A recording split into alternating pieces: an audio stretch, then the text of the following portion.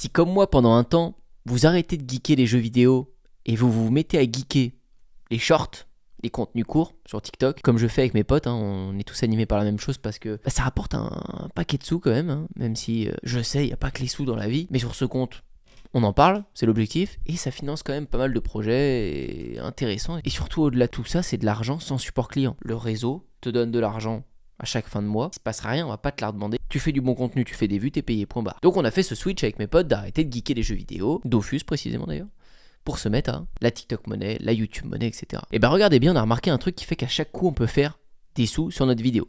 Avant-hier, je fais cette vidéo, je gagne ça. Cool, j'ai passé 15-20 minutes. Hier, je fais cette vidéo, je gagne ça. Cool aussi, c'est à peu près la même chose, ça se suit bien, au top. Et aujourd'hui, je fais cette vidéo et je le sentais à l'avance, je gagne ça. Pas grand chose. La vidéo flop.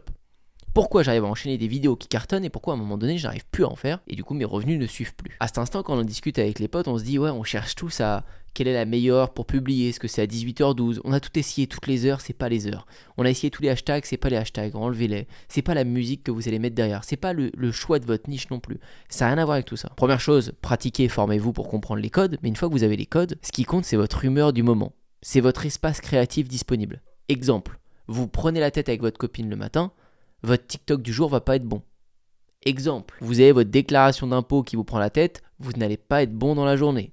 Exemple, il y a un mail chiant que vous repoussez depuis déjà 2-3 semaines, vous n'allez pas être bon sur votre TikTok parce que vous savez que vous avez ça dans la tête. Bref, quand vous êtes bien, quand au contraire tout roule, vos potes, votre famille, votre copine, votre copain, tout va nickel, c'est là où vous devez tourner. On a souvent un pic d'excitation dès qu'on s'est réconcilié, dès qu'on a fait une tâche chiante qu'on procrastinait depuis longtemps, on se sent bien.